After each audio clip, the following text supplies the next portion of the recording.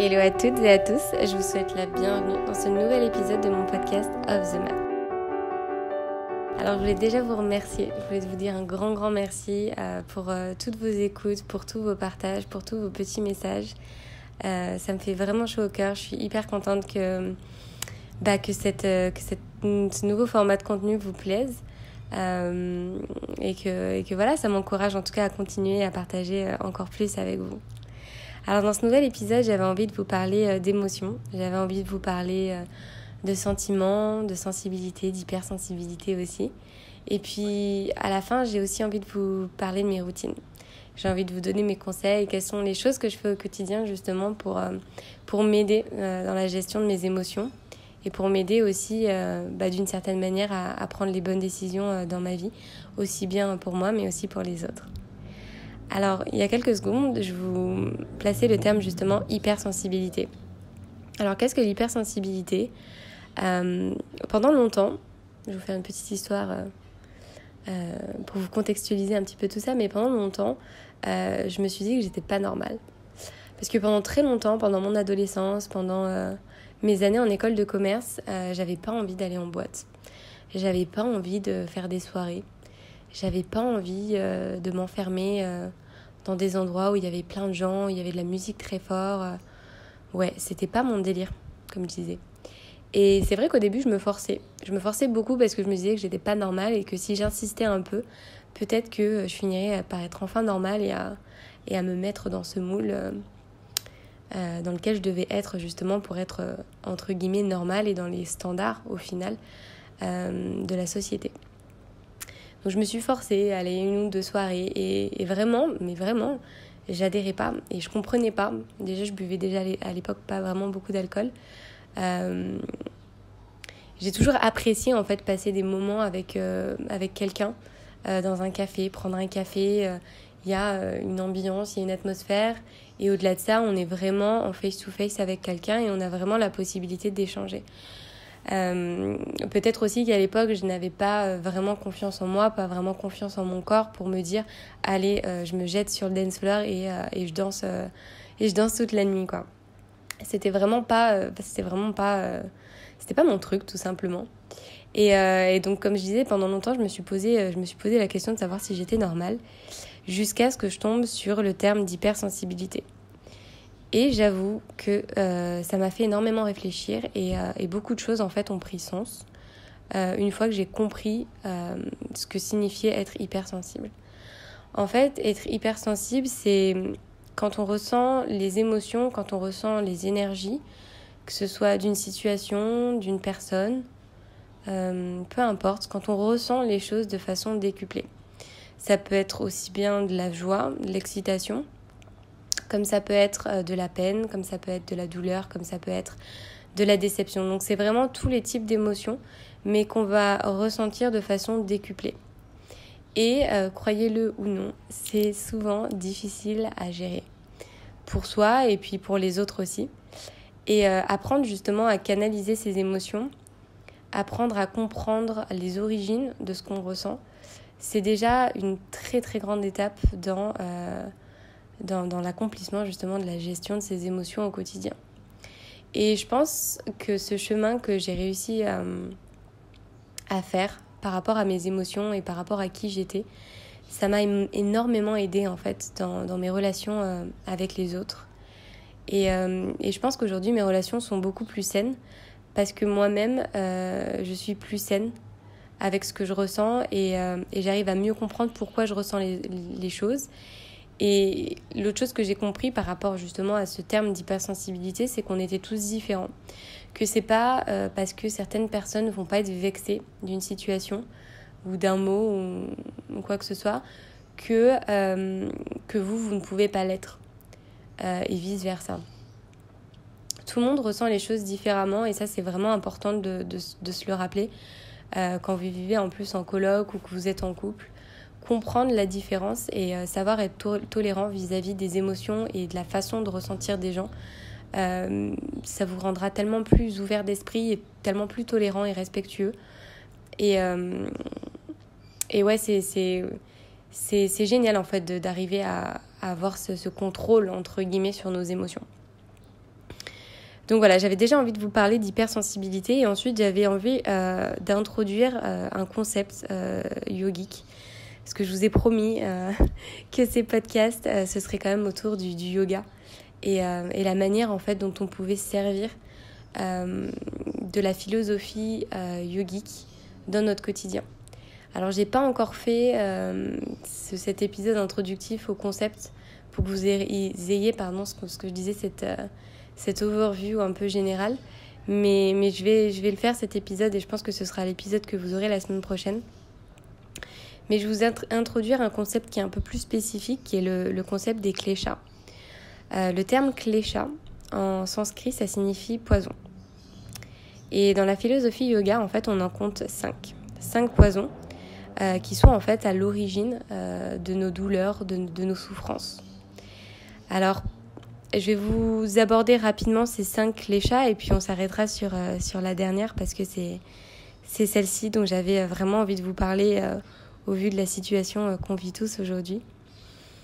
Alors, le premier klesha, c'est l'ignorance. L'ignorance, alors, ça peut être l'ignorance d'autrui, ça peut être l'ignorance de ce monde dans lequel on vit, mais ça peut être aussi l'ignorance de soi.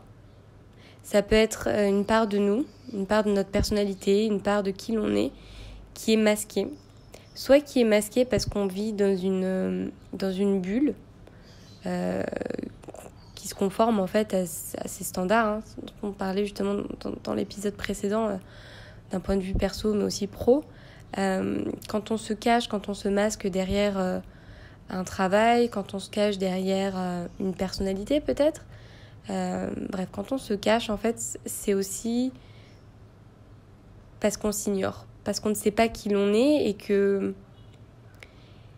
tant qu'en fait on n'arrivera pas à être à 100% une personne calme, une personne mentalement, émotionnellement stable, une personne 100% aimante, H24 entre guillemets, c'est qu'au fond en fait on ne sait pas qui l'on est et qu'on s'ignore.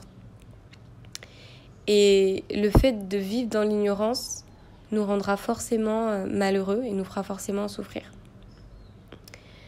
Un second klesha, c'est l'égoïsme.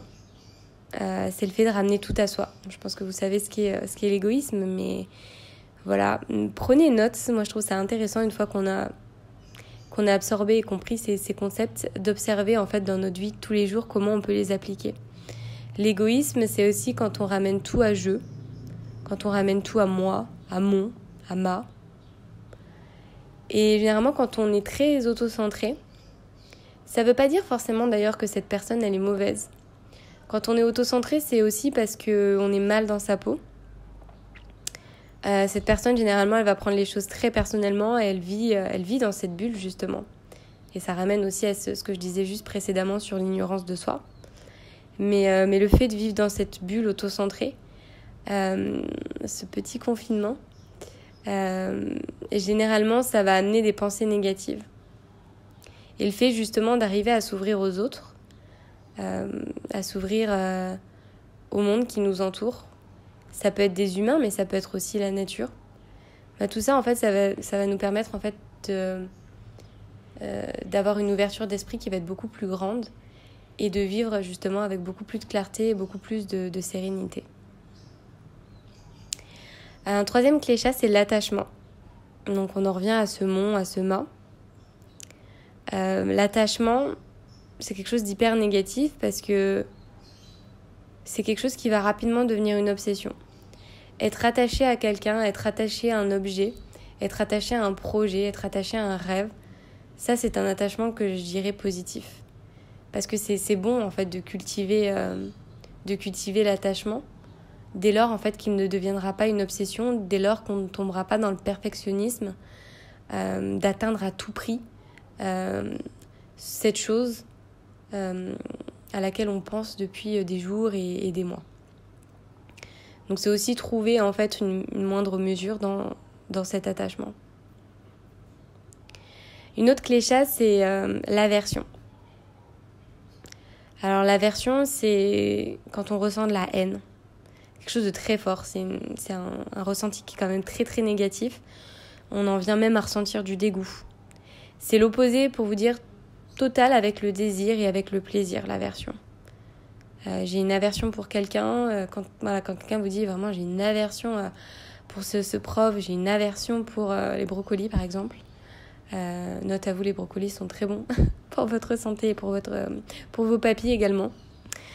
C'était une petite parenthèse que je referme. Voilà, donc avoir une aversion pour quelque chose ou pour quelqu'un, c'est quand même quelque chose qui est hyper fort. Ressentir de la haine, c'est cultiver nécessairement des émotions et des sentiments qui sont négatifs à l'intérieur de nous. Et ça revient à ce que j'ai dit juste précédemment. On cultive quelque chose à l'intérieur d'une bulle toute petite.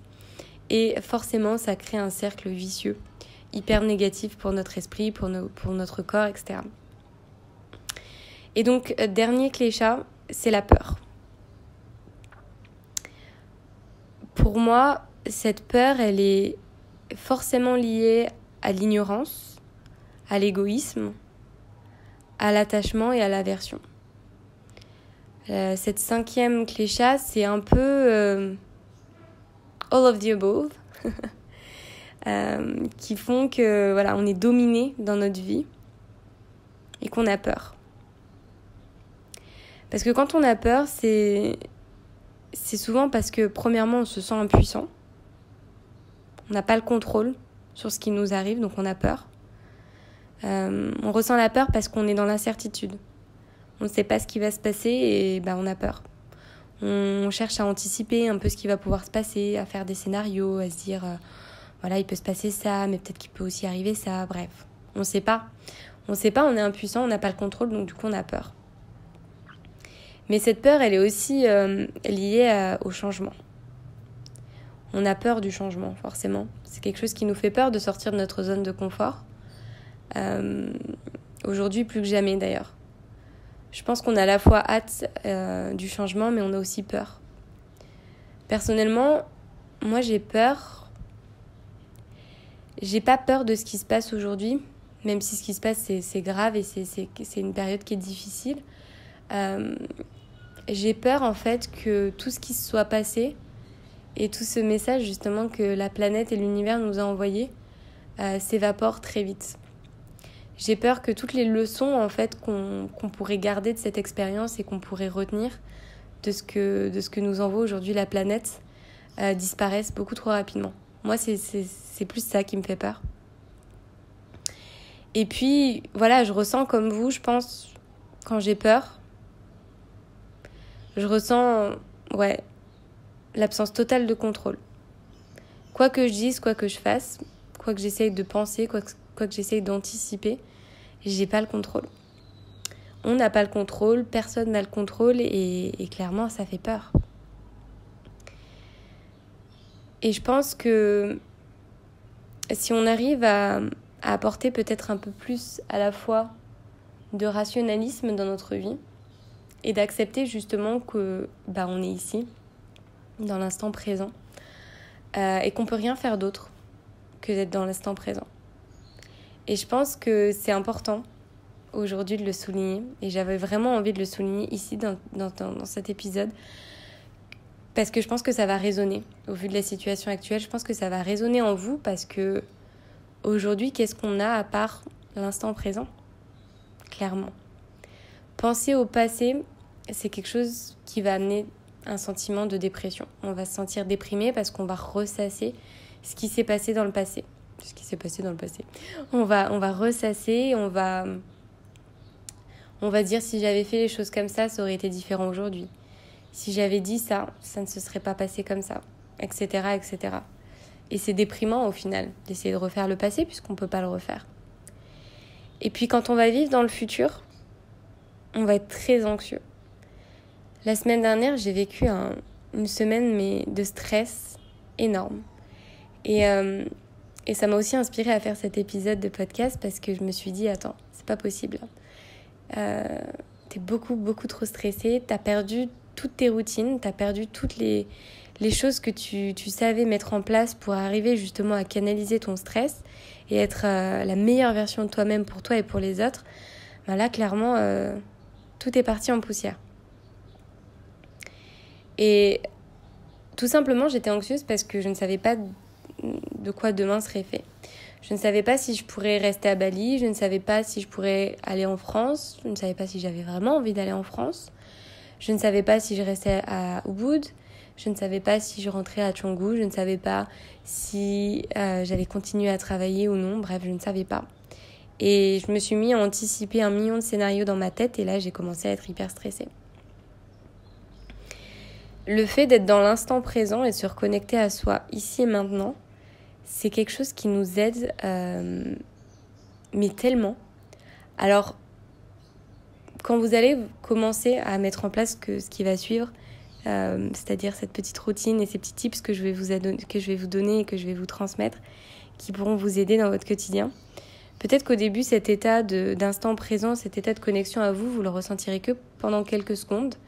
Mais c'est déjà génial parce que vous allez ressentir, vous allez comprendre ce que c'est en fait d'être vous et de voir que tout ce qui vous faisait peur, tout ce qui vous contrôlait au final glisse sur vous. Et c'est un bonheur absolu, clairement. Donc vivre dans l'instant présent, ça vous permet en fait de passer outre tous ces poisons qu'on a cités.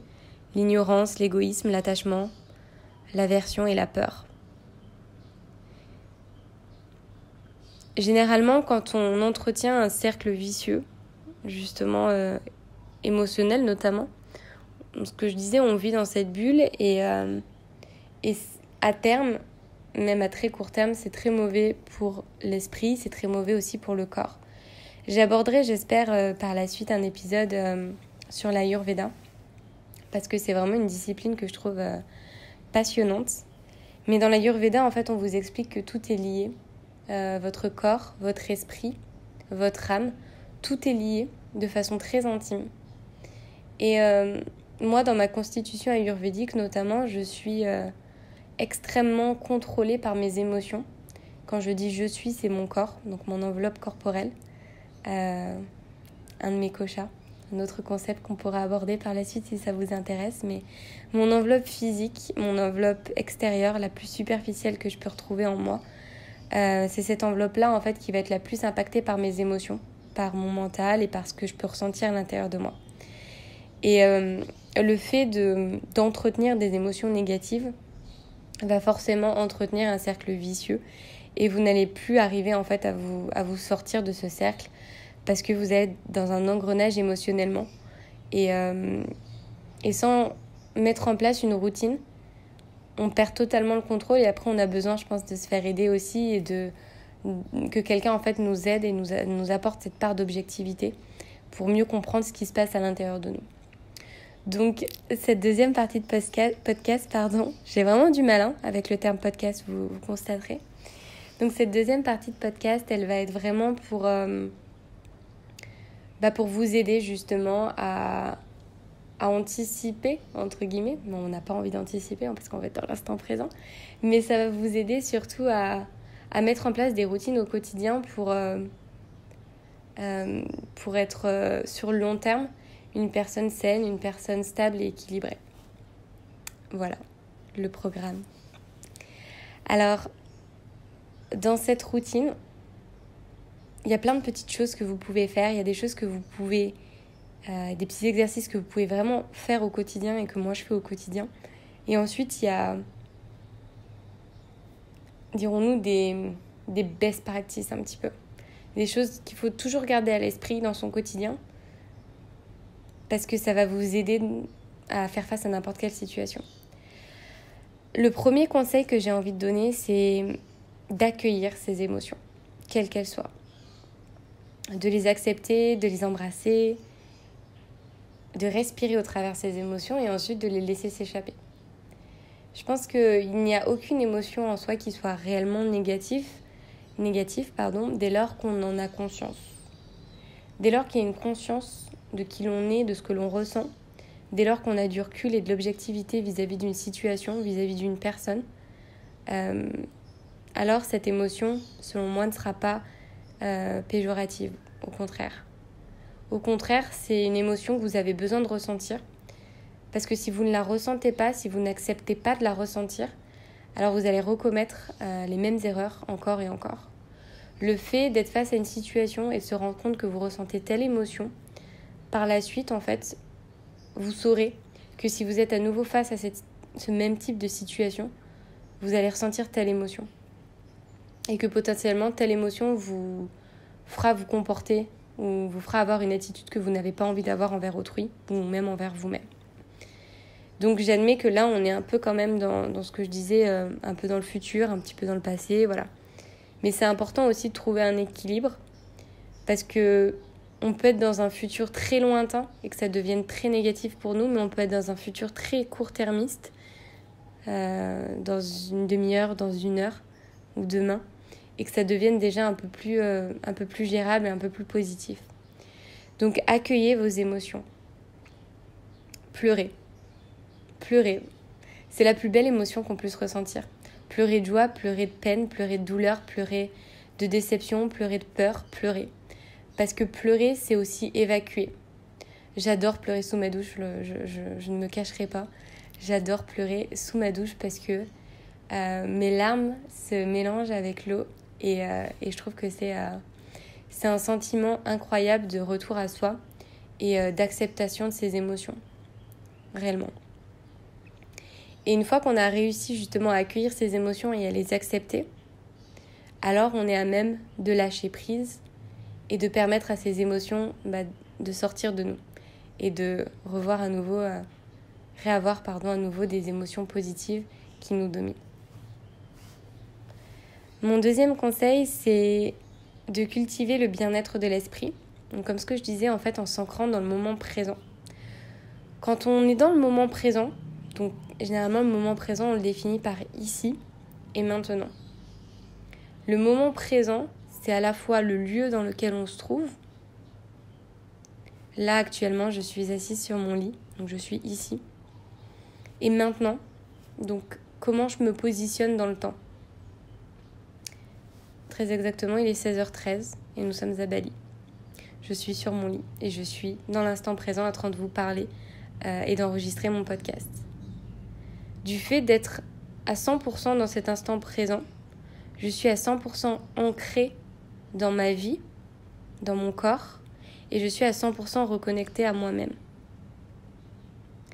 Ce qui est aussi génial, quand je vous parle, c'est que je ne suis pas collée à un écran. Et ça, c'est fondamental si vous voulez réussir à tourner votre regard vers l'intérieur. Évitez au maximum les écrans, autant que vous le pouvez. Et quand je dis un écran, c'est aussi bien un iPad qu'un téléphone, qu'une télé, n'importe quel écran. Reconnectez-vous à vous en respirant, en méditant, évidemment, mais aussi au bruit qui vous entoure, avec les yeux ouverts. Écoutez ce qui se passe autour de vous. Peut-être qu'il pleut et que vous n'en êtes pas rendu compte. C'est ça aussi, se reconnecter à soi. C'est arriver en fait à se recontextualiser dans un lieu, donc dans l'espace et dans le temps. Et ça, je vous invite vraiment à l'expérimenter au moins au lever le matin, de ne pas vous jeter en fait sur votre téléphone parce que ce sera nécessairement anxiogène. Encore plus en ce moment, mais globalement vous allez être pris justement par des messages, par des mails, par peut-être des choses qui sont pas forcément positives en plus de ça. Ça peut venir d'amis, mais ça peut aussi venir de votre famille, ça peut venir de votre travail. Et quand vous vous levez, vous avez besoin d'arriver, vous avez besoin de réveiller votre corps et vous avez besoin de vous reconnecter à votre vous réveillé, éveillé. Donc c'est hyper important en fait. Quand vous levez le matin, une des choses vraiment primordiales que je vous conseille de faire, et expérimentez-le peut-être déjà une journée, après une semaine, après 2 semaines. Maintenant, moi, je ne vis qu'avec un téléphone en mode avion quand je vais me coucher et quand je me lève. Et mon téléphone ne sort pas du mode avion tant que je n'ai pas fait mon yoga. Et j'avoue que tant que je n'ai pas fait mon yoga, pour être très honnête, tant que mon corps ne sera pas un peu bougé dans tous les sens, mon esprit aura beaucoup de mal à être réveillé. Et tant que je n'aurai pas fait mon yoga, du coup, je ne vais pas activer mon téléphone, je ne vais parler à personne. Une autre chose que vous pouvez faire justement pour être bien dans votre esprit, c'est de vous entourer de gens positifs. Alors comme je le disais, il faut prendre en compte qu'on est tous différents, qu'on a tous des schémas de pensée différents, et ça c'est hyper positif parce que la diversité fait la beauté et la singularité de notre monde. Et l'individualité, l'unicité, c'est aussi ce qui fait que voilà, on s'aime les uns et les autres et on s'aime pour nos différences, et ça c'est hyper important. Et c'est pour ça que c'est important, quand je dis de s'entourer de gens positifs, c'est pas forcément de gens qui seront exactement comme vous. Parce que vous pouvez avoir une passion commune avec quelqu'un, mais que tout ce qui constitue cette personne, tout le reste qui fait cette personne en fait, ne vous correspond pas du tout. Et c'est pas parce que vous avez un point commun avec une personne que forcément cette personne elle sera positive pour vous. Et vous pouvez être à 100% pareil avec cette personne, avec une autre personne du coup, vous pouvez être à 100% pareil, et pour autant cette relation va être hyper toxique parce que vous n'allez pas vous donner au quotidien des choses qui vont vous permettre de grandir et de vous épanouir. Donc s'entourer de gens positifs, c'est déjà ce que je disais, accueillir ses émotions, accueillir ses ressentis par rapport à ces personnes. Comment vous vous sentez quand vous avez échangé par message ou quand vous avez échangé autour d'un café avec cette personne ? Si la majorité des sentiments, des émotions que vous allez ressentir seront négatives, éloignez-vous de cette personne, prenez vos distances ou voyez-la moins souvent. Voyez-la quand vous serez dans une disposition où vous serez à même d'accueillir peut-être la négativité que va vous apporter cette personne. Mais globalement, dans 95% du temps, sachez vous entourer de personnes qui vont vous apporter du bien-être, de la joie, qui seront là pour vous soutenir et vous faire rire. Parce que le rire, c'est hyper important. Un autre de mes conseils pour être bien dans l'instant présent, c'est de méditer et de se relaxer. Alors la méditation, c'est quand même une pratique qui est très avancée. Savoir méditer, c'est quand même quelque chose qui prend du temps et de l'expérience. Moi-même, aujourd'hui, je ne suis pas à même de pouvoir dire que je médite. Par contre, je me relaxe. Et c'est aussi une forme de méditation, de savoir se relaxer. Et il y a plein de formes de méditation, en fait, au final. Vous mettre en cuisine et couper des légumes, cuisiner, c'est une forme de méditation. Vous asseoir dans une pièce et regarder une bougie, c'est une forme de méditation. Vous asseoir ou même rester debout, fermer les yeux, écouter les sons environnants ou écouter votre respiration, c'est une forme de méditation.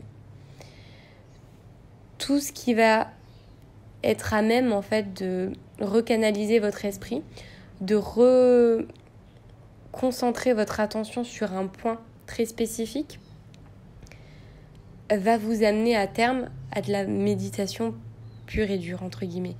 C'est-à-dire que, on en parlera dans le prochain épisode quand je vous parlerai de la philosophie yogique, mais avant la méditation arrive la concentration.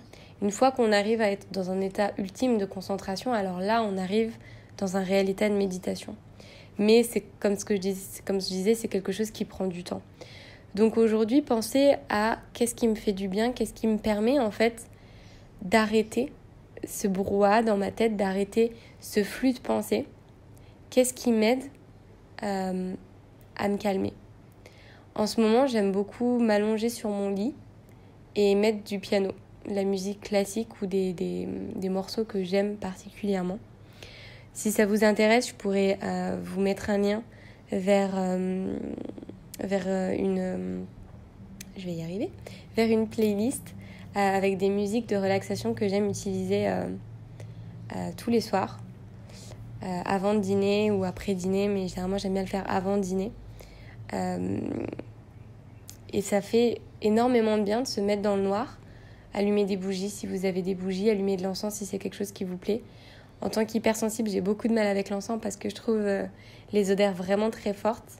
Mais j'aime beaucoup les odeurs naturelles, j'aime beaucoup sentir par exemple l'odeur d'un agrume dans ma pièce, sentir l'odeur des fruits frais. Voilà, ça c'est quelque chose qui moi pour le coup va énormément m'apaiser. Sentir des fleurs fraîches dans ma pièce, c'est quelque chose qui va énormément m'apaiser.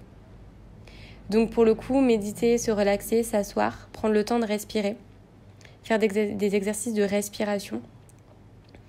Et ça, d'ailleurs, c'est quelque chose que je vais vous poster dans les prochains jours. Ma routine méditation et pranayama.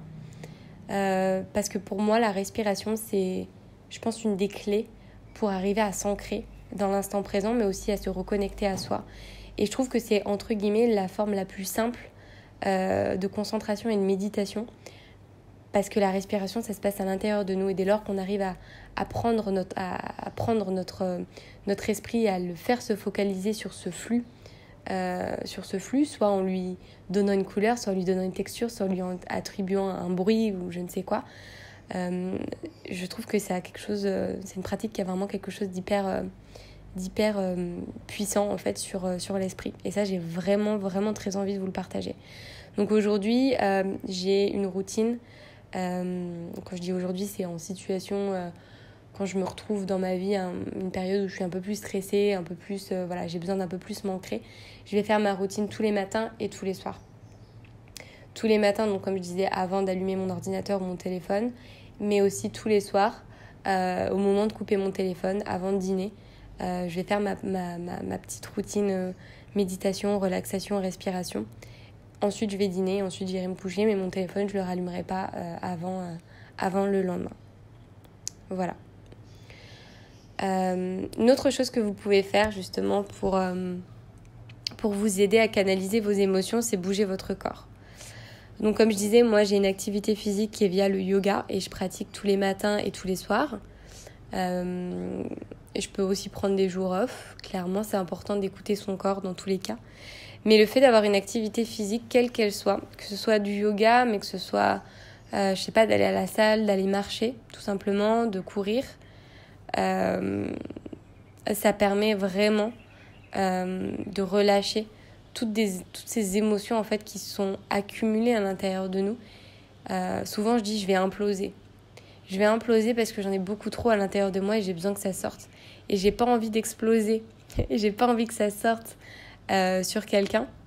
J'ai envie d'avoir encore ce contrôle et d'être capable de dire alors aujourd'hui en fait je vais passer la journée toute seule et puis je vais faire du sport et puis je vais me recentrer sur moi et puis je vais méditer, je vais me relaxer, etc. Je vais faire toutes ces choses en fait qui vont me permettre d'évacuer toutes ces émotions qui clairement débordent à l'intérieur de moi. L'activité physique, et je pense que vous serez énormément à en témoigner, c'est un réel bonheur pour l'esprit et pour le corps. Voilà. Autre petit conseil que j'aime bien donner, c'est prendre soin de son corps. Prendre soin de son corps au sens bien sûr large du terme, de son corps mais aussi de son esprit. La première chose, en mangeant des aliments et de la nourriture qui soient bonnes, qui vous fassent plaisir. Évitez de manger des choses qui soient peut-être un peu lourdes à digérer, qui soient frites, un petit peu trop gras. Évitez peut-être l'alcool. Je dis peut-être parce qu'encore une fois, vous êtes libre de faire ce que vous avez envie, mais voilà, évitez de fumer parce que c'est des choses qui vont vous mettre dans un cercle vicieux, en fait, tout simplement. C'est des choses qui vont vous amener du stress, qui vont vous faire aussi perdre le contrôle de qui vous êtes et de ce que vous ressentez.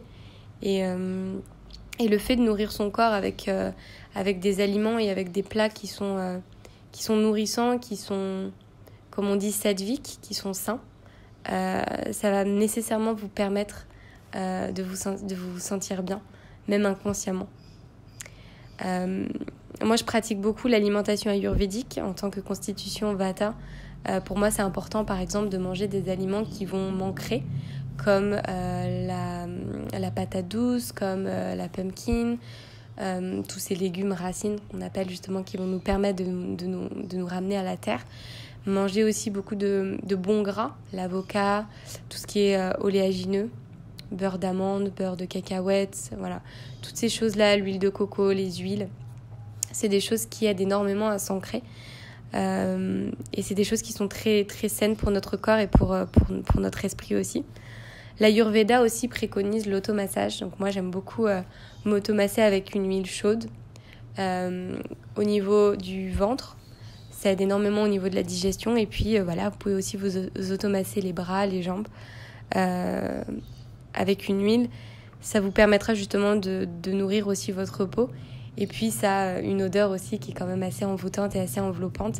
Et on a un réel sentiment aussi de cocon et de bien-être une fois qu'on a fait un massage. Donc si vous avez ça en stock chez vous, je vous le recommande. L'autre chose que j'aime bien faire et que j'aime bien conseiller, c'est d'apprendre. D'apprendre sur soi, évidemment, mais aussi d'apprendre quelque chose de nouveau. D'écrire beaucoup, de lire. D'essayer d'animer sa créativité, justement. C'est drôle, mais je trouve qu'en se recentrant sur soi, en tout cas moi, c'est mon cas, quand je me recentre sur moi, je suis tellement plus créative, je suis tellement plus inspirée, j'ai plein d'idées en fait, quand mon esprit en fait n'est pas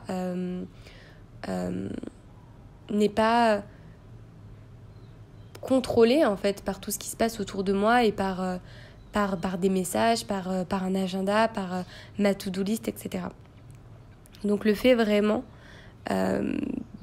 d'en revenir à l'essentiel, et notamment via l'écriture. Si vous avez un notebook, je vous conseille de l'ouvrir tous les matins et au saut du lit, de prendre votre stylo et d'écrire. Il n'y a pas de règle dans l'écriture, dans ce qu'on appelle le journaling. Dans le fait de tenir un journal, il n'y a pas de règle. L'idée, c'est de se lever, de se prendre un stylo et de ne pas avoir peur en fait, de ce qui peut en sortir ou de ne pas avoir peur de ce qui peut ne pas sortir. Parce qu'en fait, vous serez surpris de voir tout ce qui peut sortir justement et de tout ce que vous avez emmagasiné dans votre esprit la veille et pendant la nuit. Donc je vous conseille vivement de mettre en place cette petite routine parce que ça vous aidera énormément et ça... Vous verrez en fait que vous allez prendre confiance en vous aussi et vous direz « Ah, en fait, j'ai plein d'idées, j'ai plein de choses à dire. » Et en fait, il y a plein de choses que je ressens. Je pensais que je les ressentais pas, mais en fait, si. En fait, elles sont là. Et ça vous aidera énormément aussi à vous reconnecter à vous et puis à prendre des décisions par la suite d'un point de vue aussi bien perso que professionnel. Donc, je vous encourage vraiment, vraiment à écrire. Et une autre chose que j'avais envie de dire, c'était de se reconnecter aux autres. Parce que depuis le début, en fait, je vous demande beaucoup de vous reconnecter à vous, et de vous recentrer via tout justement ces petites routines, ces petits exercices. Mais en fait, l'objectif, quand on se reconnecte à soi, c'est d'être plus à même de se reconnecter aux autres. Si on vivait seul avec soi-même, je pense qu'on serait triste. En tout cas, moi, je serais triste. Vous, je sais pas, mais moi, je serais triste.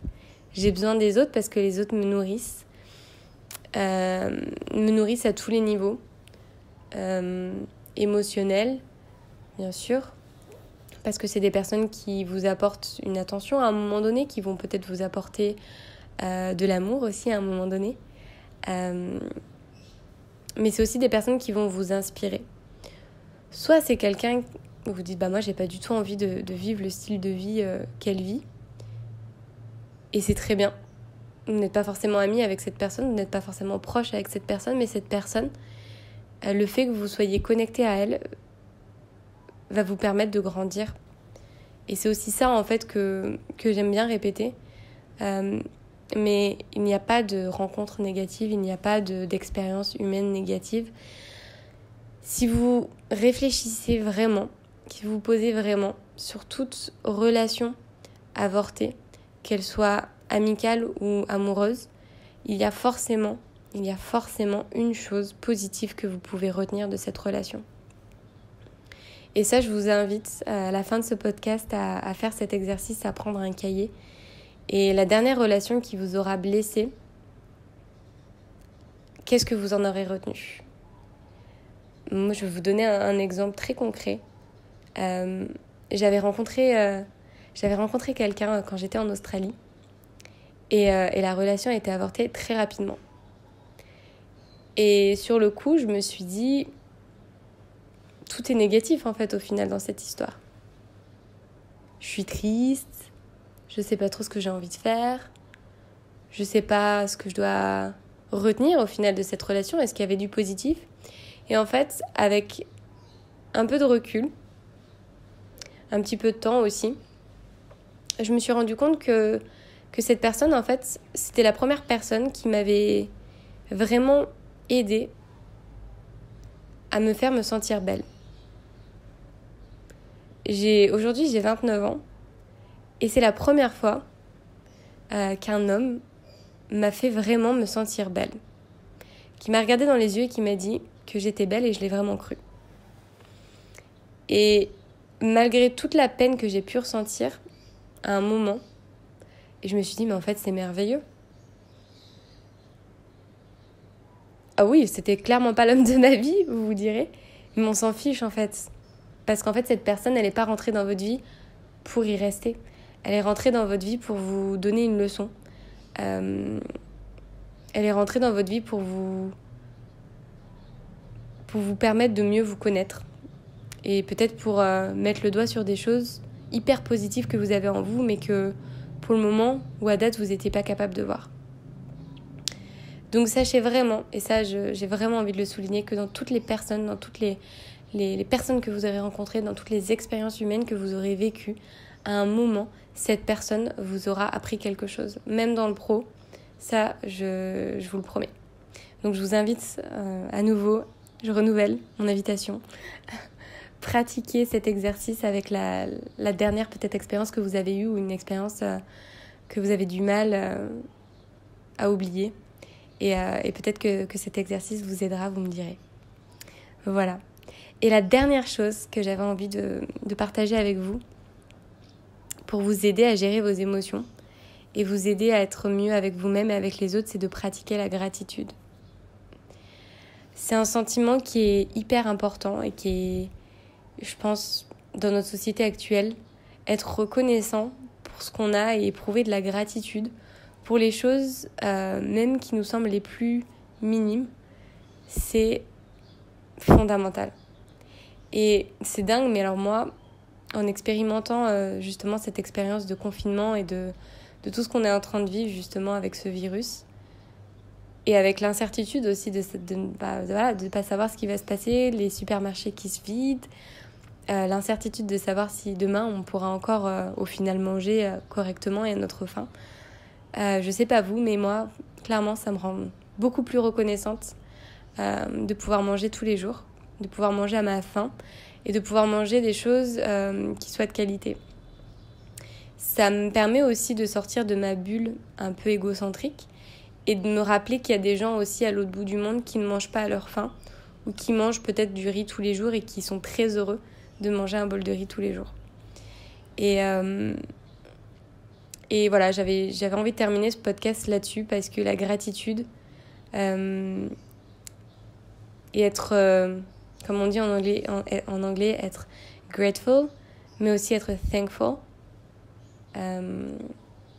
c'est hyper important parce que c'est quelque chose qui vous permettra de toujours garder les pieds sur terre et d'avoir justement ce qu'on disait, cette tolérance et cette ouverture d'esprit vis-à-vis du monde qui nous entoure. Et c'est ça aussi qui vous rendra quelqu'un de beau, je pense. Être reconnaissant. Moi, tous les jours, je suis reconnaissante d'être à Bali. Tous les jours, je suis reconnaissante d'avoir des amis formidables qui m'entourent et qui me soutiennent. Et tous les jours, depuis 29 ans, je suis reconnaissante d'avoir une famille et d'avoir des parents qui m'ont soutenue depuis le début, dans tous mes choix perso et pro, dans toutes les épreuves, dans tous les obstacles qu'on peut traverser. Donc ça, c'est quelque chose que j'avais vraiment envie de souligner, en particulier pendant cette période. Peut-être que vous êtes loin des personnes que vous aimez, peut-être pas. Mais quoi qu'il en soit, soyez reconnaissants pour toutes ces choses que vous avez aujourd'hui, pour ce toit que vous avez au-dessus de la tête, pour cette nourriture que vous pouvez mettre dans votre assiette tous les jours. Et je pense que c'est une bonne façon d'arriver à mieux s'ancrer. Et c'est aussi une bonne façon de mieux gérer ses émotions, de mieux, d'être mieux dans cet instant présent et de se rendre compte de la chance qu'on a malgré tout. Et peut-être dans nos petits malheurs, parce que comme je vous disais, c'est ok d'avoir des malheurs et ça, il n'y a aucun souci, il faut le ressentir. Mais dans ces petits malheurs, on a aussi beaucoup de chance et malgré tout, dans ces petits malheurs, on est quand même très heureux. Voilà. Je terminerai ce podcast là-dessus. J'espère que ça vous aura plu. Je vous envoie beaucoup d'amour. Je vous envoie beaucoup d'émotions et de sentiments positifs au travers cet écran, à travers ce podcast. Prenez soin de vous. Entretenez la joie, entretenez la gratitude, entretenez l'amour. Et puis je vous dis à très très vite sur ce podcast avec un tout nouvel épisode.